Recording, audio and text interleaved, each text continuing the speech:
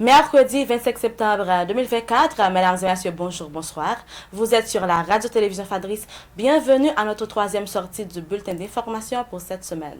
131 gouttes 65 pour $1 américain, c'est le taux de référence calculé par la BRH pour cette journée. La coordination de l'Office national de la migration, ONM, dit déplorer l'assassinat brutal et crapuleux de maître Kerwin Augustin, coordinateur régional du nord de l'ONM, depuis juillet 2008. Cet assassinat survenu le mercredi 18 septembre 2024 a été perpétré par des individus armés non identifiés à proximité de sa résidence à Pont-Grand-Bois. Des agents de la police nationale d'Haïti dans la juridiction de Delma ont procédé à Gérald Bataille le jeudi 19 septembre 2024 à l'interpellation du nommé Johnson Antoine, membre actif du gang 400 Marozo, opérant à Croix-des-Bouquets. La police nationale d'Haïti, PNH, à travers le mariage entre la population et la police, MPP, sollicite une fois de plus la collaboration des membres de la population civile dans le cadre de la lutte contre le banditisme afin de rétablir la sécurité et la paix publique sur tout le territoire national. Lors du premier trimestre de l'exercice fiscal en cours, 626 professionnels qualifiés ont quitté Haïti, a annoncé Ronald Gabriel, gouverneur de la Banque de la République d'Haïti, BRH. Face à cette situation préoccupante, la BRH a décidé de réagir en lançant un programme de formation visant à combler les lacunes dans les secteurs de la technologie, de l'audit et de la comptabilité. Le président du CPT, Edgar Leblanc-Fils, est arrivé à New York pour participer à la 79e Assemblée générale des Nations unies. À son arrivée à l'aéroport JFK, il a été accueilli par la ministre des Affaires étrangères, Dominique Dupuis, et l'ambassadeur Antonio Rodrigue.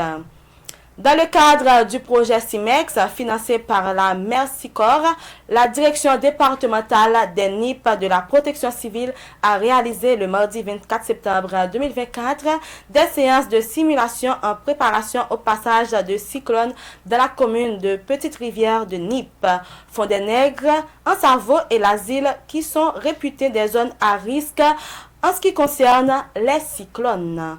Le chef du parquet de la juridiction de Miragouane, Maître Jean-Ernest Muscadet, a tué dans la soirée du 23 au 24 septembre 2024 devant la douane de Miragouane, Adlai Ramolier, alias Mauvelet, qui serait un membre du gang de Grand Ravine.